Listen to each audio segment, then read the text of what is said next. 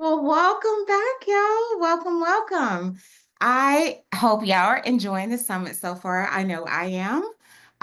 If I haven't had the pleasure of meeting you already, I'd like to introduce myself. I am Taisha Ty Wilson. Go by she, her pronouns, and I am honored to be the Senior Director of Community here at Philanthropy Together. And Philanthropy Together, as y'all know, we are a global initiative to grow and strengthen the field of collective giving with programming, amazing programming like We Give Summit. I am super honored to hold this space for this session today.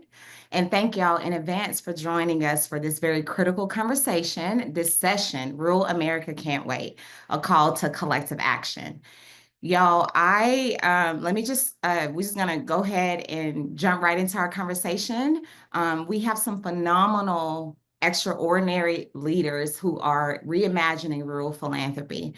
And when we decided here at Philanthropy Together to hold this space, this conversation, one of the conversations that we knew we had to bring into the summit this year was rural America and rural conversations. And so there are a lot of opportunity for us to learn today about what's going on in rural communities, and we have the right panelists to get us started. But before we jump into our conversations, I want to ground us and anchor us a little bit because data is so important. There is a stark reality, y'all. Less than 1% of all philanthropic dollars reach rural America. I'm going to say that again. Less than 1% of all philanthropic dollars go to rural America. Despite these communities being home to some of our country's most persistent poverty and greatest needs, that those numbers are they are alarming, and that's why we're having this conversation today. So today, from the Mississippi Delta to the Appalachia, from rural lands to rural California, these regions, y'all, are not just facing challenges; they're brimming with untapped potential for collective giving, and we're going to get into that today. When we talk about rural America, though, I want to say outright that we're not talking about a monolith, right? These communities are incredibly diverse. I got to experience them firsthand last year, where I was in Charleston, West Virginia. I was in Bristol, Tennessee recently. I've been in Jackson, Mississippi, and what I saw was that they are full of diverse communities, people of color, and that is really, really rich in cultural heritage and deep community wisdom and passion and really homegrown good food and solutions and people. It's just amazing communities that we need to talk about. And so with that, let me bring in our panelists for today. Joining me is our sisters. This is about solidarity, y'all. So joining me is Ellen, Veronica, and Jess, and I'm gonna let them self-introduce themselves. And so I'm gonna start off with Veronica. Come on in here, Veronica, and thank you to all three of you in advance for lending your talents, your spirits, your voice, your passion, and your light for this amazing conversation today. Veronica, let's start with you. Why don't you tell the people who you are and what organization you're with? Thank you, Ty. My name is Veronica Rodriguez. I'm one of the founding members at the Peninsula Giving Circle. It's part of a Latino Giving Circle network, which is part of the Latino Community Foundation. And 10 years ago, I was invited by a friend to join a group of women that was going to sit down and look at the issues that were plaguing our county. And our goal was to become philanthropists. And here I am, 10 years later, so happy to be part of this conversation today. Awesome, Veronica, and we're happy to have you. Jess, come on in here. Let the people hear this beautiful accent. Let me turn it up. No, I'm Turn kidding. it up. Hey,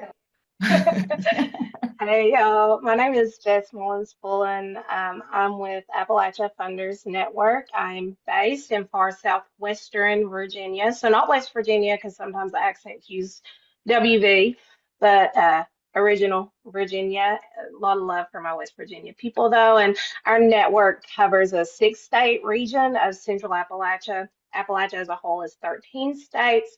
We're focusing on that central, north central, and south central. So that's Virginia, West Virginia, the counties of Kentucky, Ohio, Tennessee, and western North Carolina. Jess. Thank you. Welcome, Jess. All right, Ellen, you up, girl? Great. Hello, everyone. I'm Ellen Collins. I'm the Executive Director of the Mississippi Alliance of Nonprofits and Philanthropy. And we are a statewide organization that provides training and capacity building services for both community-based nonprofit organizations as well as our philanthropic community here in Mississippi. And we're based out of Jackson, Mississippi, but we serve the entire state. And I'm happy to be here. Yeah. Thank you again, panelists. As y'all can see, we have quite a bit of experience here. We have our panelists they represent very different rural areas and regions across the U.S. And one of the things that we want to do is to help all of us to learn and better understand, like, what is rural America, right? Let's dismantle some myths. Let's understand, like, generally what these areas are. And so let's start off with Ellen. Let's go ahead and go with you. Let's come all the way down to Mississippi real quick. And let's showcase and tell the people a little bit more about your community and providing an overview overall of the area that you represent. Yeah, talk about what is rural America and what is it not. That part. When we talk about, especially Mississippi, I was born and raised in Mississippi. I left briefly, I say briefly, maybe 10 years, and then I came back home. But now I've been back home close to 20 years, and so happy to be back. And when we think about Mississippi, when I talk to people, there's some misconceptions and myths. And there are some that, that we're not proud of. People sometimes think we're all barefoot and we're not really educated. But the thing about Mississippi, and also that we live on farms. Now, I'll be honest, I did grow up on a farm, but not everybody in Mississippi grew up on a farm. And as you can see, that out of our population, the population of Mississippi is about 2.9 million. 54% of our population is considered rural.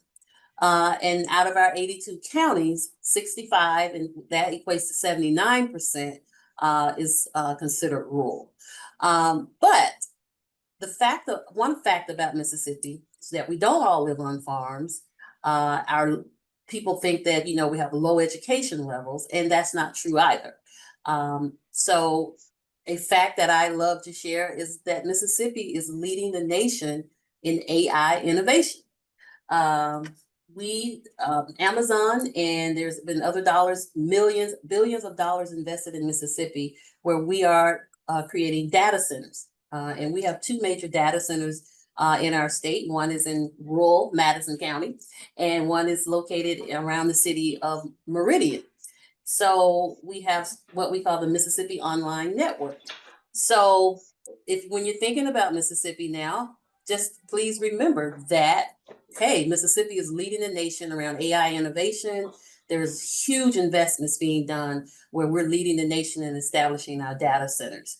And if we go to slide 2, that was one of my slides where I was debunking this myth around our education levels. 86% of Mississippi residents have high school diplomas or higher. And so we're talking about bachelor's degrees, workforce development, skills training. And so I think my chart, the numbers got a little off. But when you think about it, we are leading the nation in our educational attainment. Scores are improving each day, and also around AI and tech innovation. So with that, I'm going to pass it over to Taisha. I think you were going to come back. If not, we're going to go to Jess, who's going to take it from here and tell a little bit about Appalachia. Yeah, hello again. So I had mentioned earlier that my organization, Appalachia Funders Network, serves a 6-state region or 6-state footprint in Central Appalachia. The reason that we do that, we are a philanthropic infrastructure organization, or a PIO, and so we are trying to bring our philanthropic entities and our funders together. We do this with the mission to, accelerate a just transition in Central Appalachia. And when we talk about a just transition, we're talking about a transition away from a mono economy or coal. And that is again when we focus on that six-state area because that is the part of the region where there was a large number of coal mines and extraction, and really like a shared history of extraction across those six states that have led to the material conditions that we see today. Misconceptions about Appalachia. I could write a dissertation about this, I think. But everybody's aware of the stereotypes. Barefoot, also Ellen, totally identify banjos on the front porch. Y'all ever seen Deliverance? Have y'all ever seen Beverly Hillbillies? I mean, the list goes on. And all of these representations of Appalachians have really, in like the canon of American mythology, led to this idea that we look one way, we sound one way, we believe one way, we live one way, we love one way, um, we move one way, and nothing could be further from the truth. I do want to mention here that this map that I've shared on my slide, this is a map from the Appalachian Regional Commission, which is highlighting counties that I've broken out into our footprint that are distressed, at risk of distress, transitional, or competitive. There in the center, you will see what many folks will say colloquially, even those in government, that's the red blob. It is this circle of counties in southeastern Kentucky, southwestern Virginia, northeast Tennessee, and southern West Virginia, as well as Ohio and North Carolina, that are distressed. And the way that they parse out distressed or not is how much money is coming in federally to try to uh, approach some of the challenges, and how much is coming internally or is being coming from foundations internally or otherwise. Um, Not all of our counties are rural. Some are what we call metro adjacent. They may look rural to us, but they're close to a population center that has like around 1 million people or maybe 500,000 people. But for the purposes of this conversation, 30% of the counties are rural in central Appalachia, which is a good number. Um, yeah, that's us again. We don't all live in a holler like Ellen. I did grow up in a holler, and I do technically still live in a holler, but that's not the case for everyone. Appalachian experience is not monolithic, and we're not a monolithic group of people. And I guess I'll pass it to Ty if she's been able to come back, but if not, Veronica. I'll go next. So my perspective is California. And I think when people think of California, they think of palm trees, about the beach. They think of Hollywood and the movies of, thrillers and movies that idolize that scene of, perfect people with bright smiles, blonde hair. There is the idea that tech is strong in California and that everyone are billionaires riding in Teslas. Beverly Hills is iconic, and people seem to think that everyone in California is thriving. But in the rural California, part of the Californians don't live in that world. That world is something that is made up in Hollywood, and that some people do flourish and are living the best life they can, but there is another population that is being left behind. Half of the counties in California are rural. And the Central Valley region, the middle part of California, is agricultural land. That's the heartbeat of California. And rural poverty is concentrated in that area. Overall poverty is higher than the national average. And when you think about poverty, when it affects children, in these rural areas, it's 30 to 40% or higher in some counties. And the Latino population is the majority in many of these rural counties. The numbers are off the charts. 40 to 80% are Latinos in these counties. And when you think about the myth that everyone is flourishing in California, the numbers tell a different story.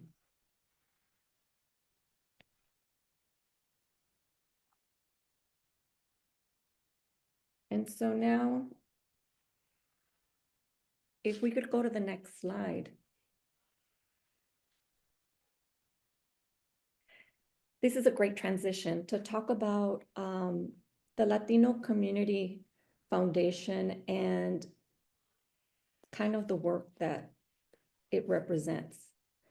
The monies that are given in philanthropy that go to Latino nonprofits, it's less than 1.1% of all philanthropic dollars across the country. That's astonishing. When you think about the need, the disparities are off the charts. And what does it look like? It looks like a desert of services in this Central Coast. And it looks like a whole community that's been left behind. It looks like lack of educational services. It looks like no support for mental health issues. It looks like health needs that are not being met. It really is a sad reality when you think of everything that we have in comparison to those that do not have. It's a historically underfunded, a historically underrepresented area that we are talking about. And if you think about it, when you see this, it's time for change. It's time for change. So, Ellen? Yes, I'll take it from here. We're talking about gaps in rural funding. And we know, as I said before, 79% of our counties are rural. So we are a majority rural state. But even within that majority rural state, there are gaps within funding amongst our regions. One of our most impoverished regions is called the Mississippi Delta region. And that region is located along the Mississippi River in what we call the alluvial floodplain. And so there are 18 counties within Mississippi that are considered in that area. And there is persistent poverty. Whereas the poverty rate in Mississippi is 18%, in the Mississippi Delta region, the overall poverty rate is about 22%. And child poverty rate is 50% or higher in some counties. In most counties in that region, the poverty rate falls somewhere between 30 and 40%. So it is an area that is being plagued by persistent poverty. With that said, when we think about funding in Mississippi, we did a report that was published back in 2019, and we looked at grants by geography. And the area where I live now is Jackson, it's the capital city area. In 2016, the capital city region area received about 48% of the grants that were awarded in Mississippi. You contrast that with the Mississippi Delta, where it received 3.8%. So that there is gaps in funding within rural counties themselves. So, and within our rural districts. And some people may know of Mississippi. We're always known or being highlighted as one of the most generous states. But even though we're one of the most generous states, people in Mississippi give, we really do. We don't have deep pockets when it comes to foundation assets. In that same survey, when we surveyed about 299, close to 300 foundations, we found that collectively we hold about 1.9 billion in assets, and that translated to $95 million in grants. Sounds like a lot, But when you compare that to some of our other states, and even our neighboring state like Arkansas, 1.9 billion in assets is really small change. And that is not a lot of money when you start thinking about the persistent poverty and the needs that we see in Mississippi. In that funding, the largest share has went to education, and then next would be health, and then human services. The funding gap as well as the needs are persistent, but I always like to highlight with these stories there is hope, and I know we'll be talking about that as we move into our other part of the panel. And so with that, I'm going to pass it to Jess. And welcome back, Ty. Ciao. Thank y'all so much. Sorry about that, y'all. That's real tech issues, but I'm jumping right back in. Jess, I'm listening. I'm gonna let you go ahead and continue and build off what Ellen said before I pop in with a couple more questions. Yeah, you got it. And also, welcome back. Thank Yeah, so in Appalachia, Central Appalachia specifically, we have 243 foundations, private community foundations. Um, that number is being compared, to across the entire United States, 140,000 um, foundations for all rural counties. That's like in the entire country, that's about 4,500. In Central Appalachia, this 6-state region, we have 243.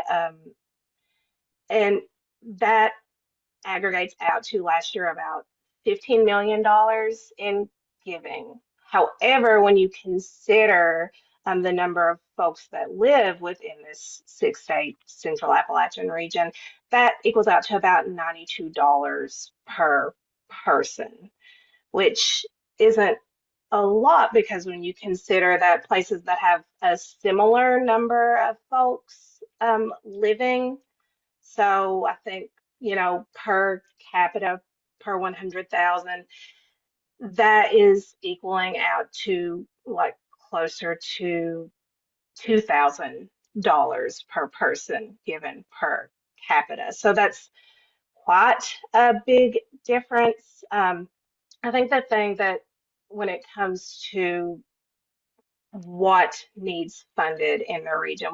When we talk about a just transition for Central Appalachia, that is us saying that to move from a single extractive monoeconomy into what comes next, it's really going to take approaching different issue areas. It cannot be single issue. So that's thinking about our cultural heritage and creative economies. That's thinking about like energy and natural resources funding. That's thinking about health, because this is the epicenter of the opioid epidemic.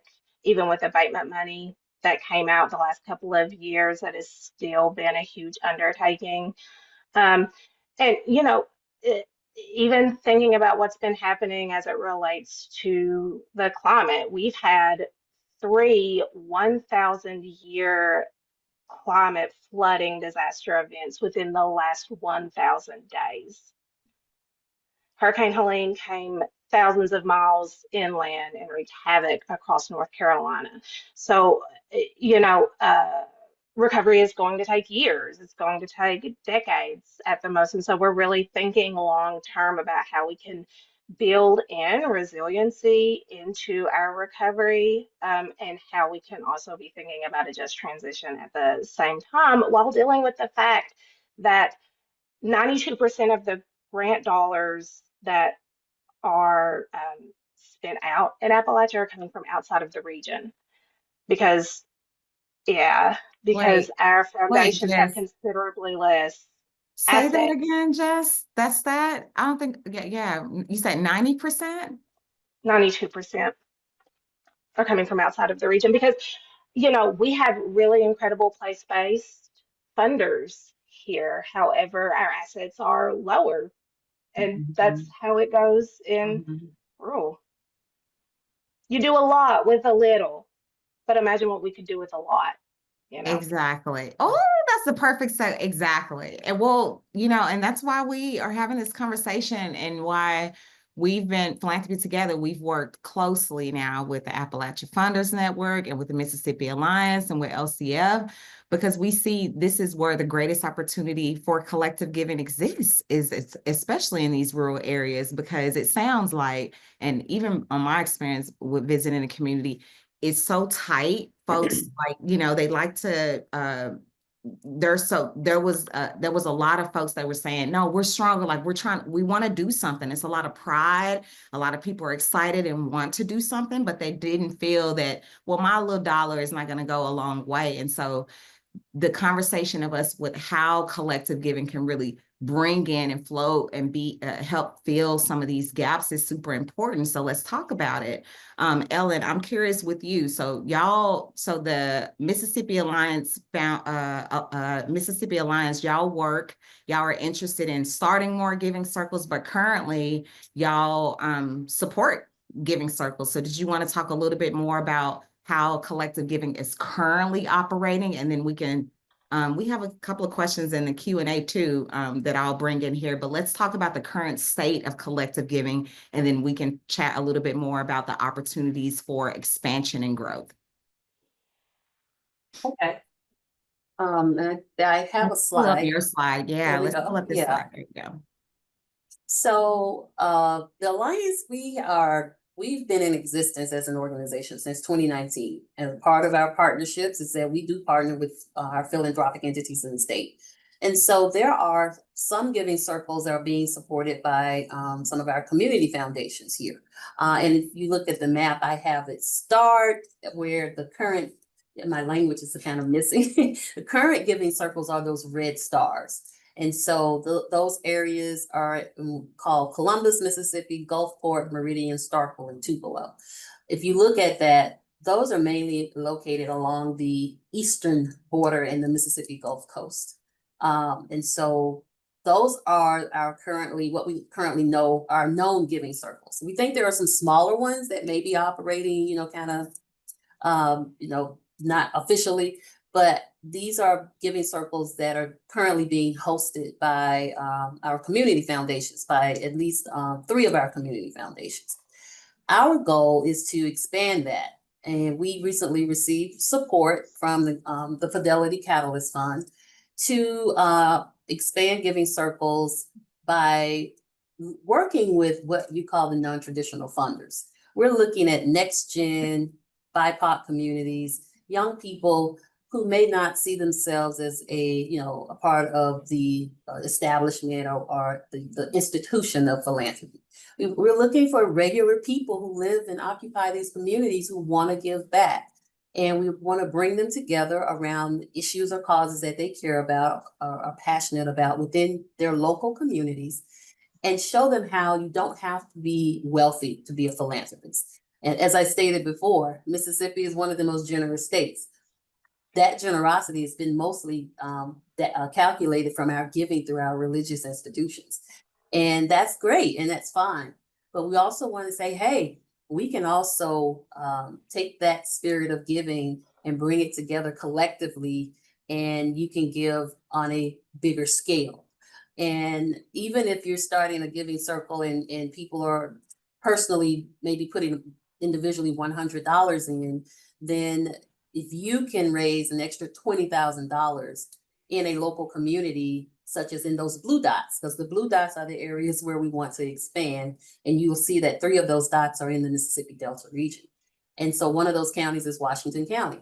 If you can put an extra $20,000 into the hands of a nonprofit who's serving, say, a diaper bank that's in Washington County, that is a big deal for them, because that is the extra families that they can serve, that far and beyond who they're serving now. It also could make way for an additional staff person who can help with services. So $20,000 may seem like a small amount of money, but for a small nonprofit operating in a small community, that is a lot of funds for them. So our goal is by 2026 to expand the giving circles in Mississippi by 100%. And we're looking at the dollars that we were hoping to raise, our goal is to increase that by $500,000 by expanding to these additional areas. This is new money. I love New this money. graphic. New money, y'all. Like, so the growth of collective giving is here. And I love that we already have a strategy. Okay. We're already working in that way. And so if y'all know, you know, maybe some of y'all can place family, friends in these kind of areas or whatnot. This is a good opportunity for y'all to kind of timestamp this, or, you know, stamp it in your brain. And then as we are working with the Mississippi Alliance and supporting them in their efforts to grow collective giving there'll be opportunity for y'all to join us in those efforts. All right, so Mississippi, thank you, Ellen, for that overview. Jess, why don't you pop in a little bit and talk how collective giving and what you guys are doing in the Appalachia area. And then I promise y'all, we're going to get to y'all. There's 3 questions in the Q&A, but we want to give y'all a snapshot of what's happening. And then we're going to answer y'all questions live for the panelists. Go ahead, Jess.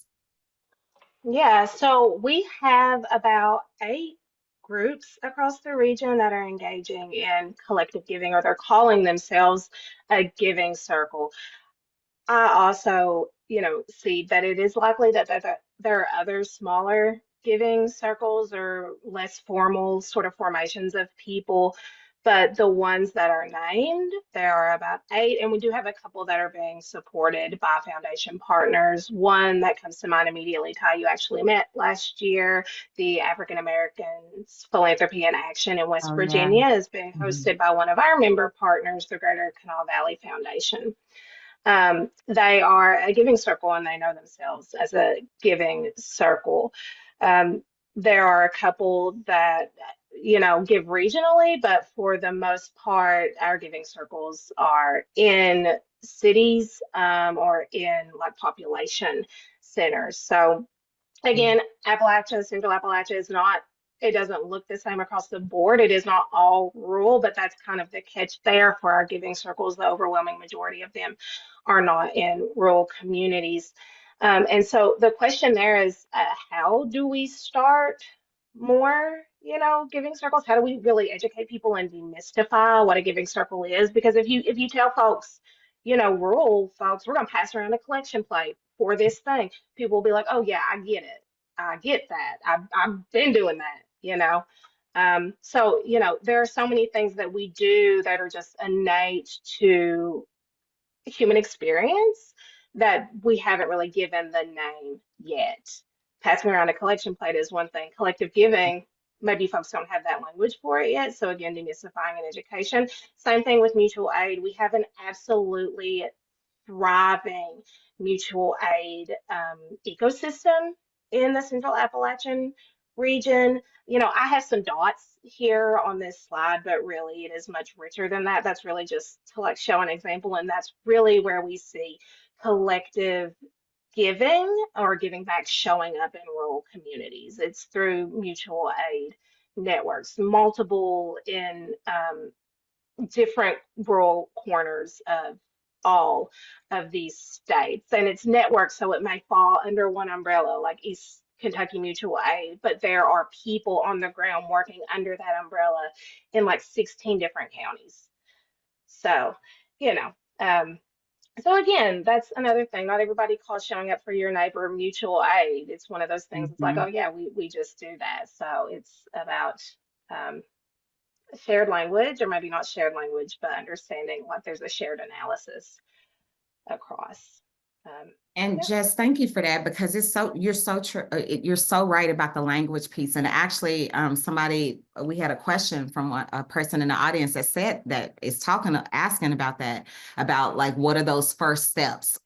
Is it educating donors? Is it organizing donors? Like, what are those first key steps? And y'all can all chime in here, but we have noticed that it takes awareness and that educating piece, like planting of the seeds first, and also demystifying the terms, the terminology, the language around collective giving, so people can better understand how how intersected all of these mutual aid, collective giving circles is. It's all up under the umbrella of collective giving. And so just curious, like, did y'all, outside of education, just what would you say are other first steps? Is it mostly that piece, the education and trust bit? Like what are those first steps to keep the collective giving movement continuing to thrive in the areas? It's always going to come down to like trust building, Mm, right? But then also like making like helping people understand the power that they hold and letting folks feel empowered, whether that's through education, whether that's through trust building, or whether that's through saying, like, this is a thing that you can do. Like, it really could be that simple. So, yeah, and that's really, those are organizing principles. You know, there are so right. many different ways to organize. Organizing doesn't look one way. And so when you're talking about organizing money, that's how you organize money. Same way, same steps, but. I think this is a great transition point so that I can share a little bit of my perspective. We want to change the slide. So my experience with the giving circles has been that entry point. So when I first started with the giving circles, this was 10 years ago. We were young moms that all came together, a group of women, and we really didn't know the issues in our own county. And we spent time learning about our county, inviting speakers to come into the living room of one of our moms. And we sat and listened and invited more people into the living room to tell us about the issues in our county.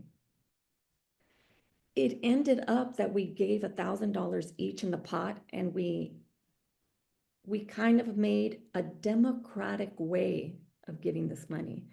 Everyone had a voice in saying, this is what my priorities are. Was it domestic violence? Was it mental health, early childhood development? And we really thought about, what is it going to take to do this together? It's going to take that we're going to see this as a collective giving. And instead of thinking about what our own priorities were, we made 3 priorities that then we gave money in our county towards those individual, now collective priorities. And it really changed the game in the way we saw ourselves, because we weren't just throwing money out there, but we really became philanthropists with a goal, a collective goal. And that made an enormous difference in uplifting the narrative that was important to us, which was these Latino issues in these rural areas. If you look at the Latino Community Foundation's Giving Circle giving, 36% of the giving circles give towards these rural populations. And I think the secret is that we are taking the time to look at what the issues are as a collective, and taking the time to sit and ponder, where do we want to spend our money? Where is it going to be most impactful? I'd love to flip to the next slide. Look at the impact we've had. We've invested $3.3 million into the local communities, 30 plus Latino giving circles in California, Nevada, and Arizona. 179 grassroots organizations supported.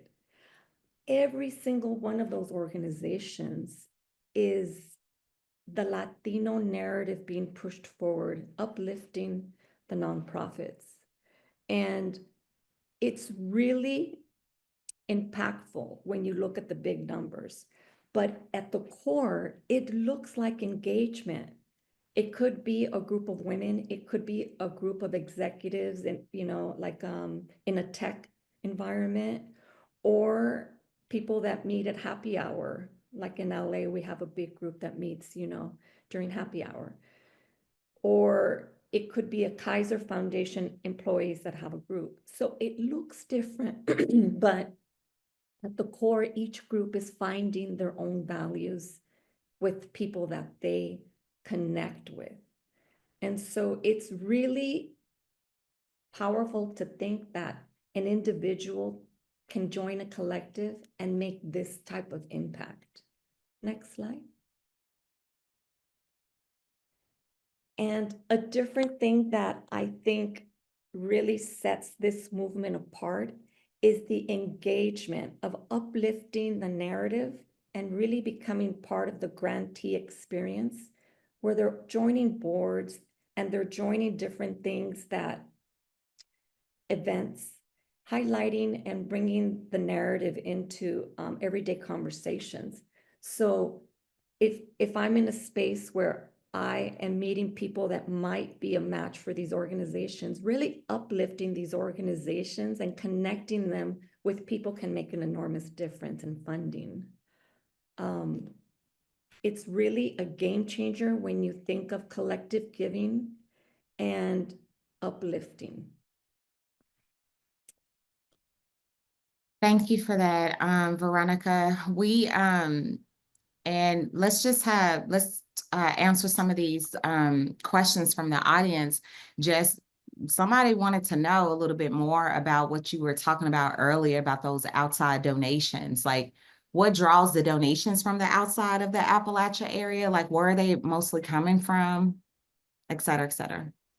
Yeah, the majority of them are going to be coming from, um, organizations here in Central Appalachia will apply for funding, grant monies from grantors who are outside of the region and who have deeper pockets, frankly, than our foundations within the region. So there's just more money that they are offering that will then be granted. So, like large philanthropy, big philanthropy with a capital B. Um, but I will say that for our smaller foundations, like 65% of the dollars that they grant stays like within the region. And I think that the numbers skew that way because some of our organizations that are based in the region or are funding in the region are like statewide, and so some of their dollars are also going, Mhm. to other parts of their state that might not fall within the ARC designation of Appalachia. But the part of the question is it the diaspora that Right. is pulling in donations? And what is so funny about that, I will give like just an immediate example, is that shortly following Hurricane Helene, my organization did stand up a response fund, and there was mapping where we could see, and this just goes for like individual donations, but we had a mapping tool where we could see where they were coming from, and the a large portion of individual donations were coming from cities that we know to be hubs for the diasporic Appalachians, like Lexington, Kentucky, like Cincinnati, Ohio. So that was kind of just Mhm. anecdotal example. Thank you for that. This is a question like that one of you, any of you can answer. Um, Delia, she had a question around just like funding models, and we've been talking about this a lot, like of just like the various different type of funding models as we're talking about narratives and the different terms and how they're referred to, mutual aids or giving circles or whatnot. And so, have y'all seen any examples of like rural arts giving circles or other kind of impact investment practices, like for people who are really just exploring, opening up to all the possibilities and other, all the possibilities that are up under the umbrella of collective giving?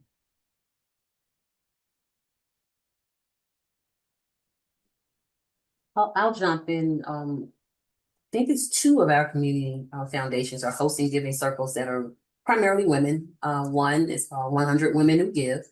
That's in East Mississippi and Meridian area. And then on our Gulf Coast, they have a very strong and robust women's giving circle, and it's called, I think it's Give Her. And so that is a very great model. And they have expanded theirs to accommodate those who don't have as much. It was kind of started by people who had a little more wealth, deeper pockets, but they recognize that there are a lot of younger people who are wanting to be active and engaged in the giving, and so they have created a model where they can someone who doesn't have as much money, and I could be included in that, but who can join some of those giving circles for about $100. I think it's $150 as a minimum amount. Whereas I think the original was like you had to have, start at 1,000, with those 20.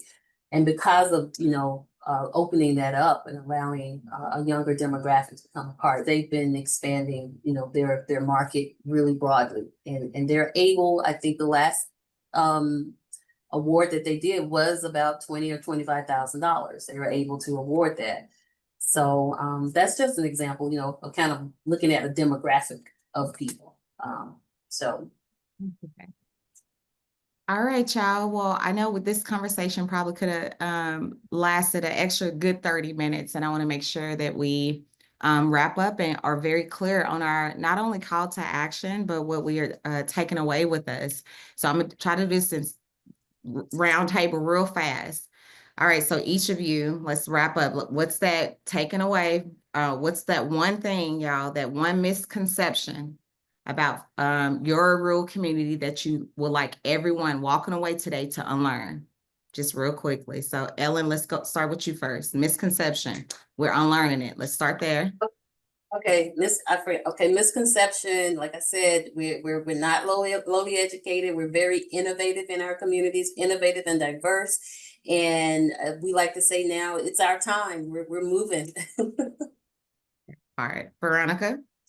I just want to say that, agriculture in California, they are the backbone of all of our food, and they are dynamic people that deserve to thrive just like anybody else. And it's time to invest in our communities.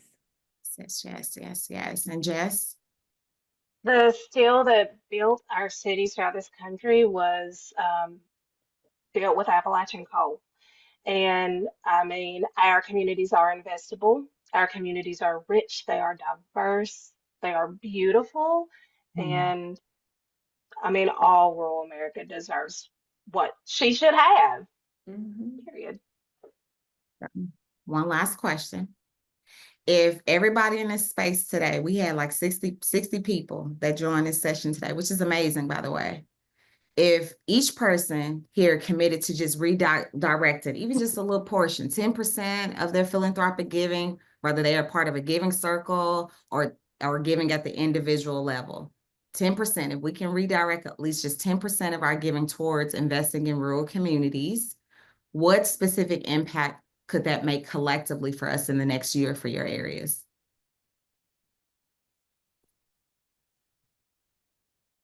What's that impact look like? We got 60 people in the room, we got all this funds and such. What could this money do for your community? This money could really make a difference in bringing basic needs to communities that are left out of the equation. But guess what? We all have the power to either, if you don't find a giving circle or a way to give, build one. Yeah.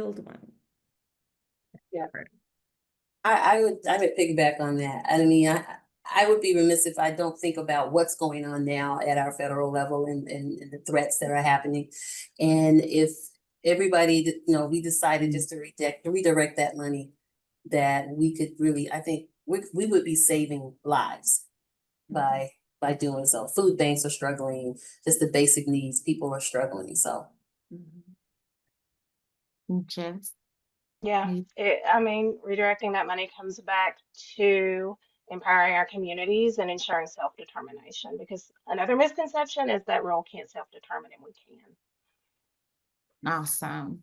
Well, thank y'all so much. I just want to thank, show a little commotion, a little love in the chat for our incredible panelists for not just, sharing just the challenges facing rural America, right? But just the innovative ways and how we're all working together already and how we can continue to thrive together to make a difference in those communities. What we've heard today is that these challenges can really help us to think differently. I want us all to think, even myself. I've learned a lot about rural communities, and I'm grateful for these ladies today for sharing it.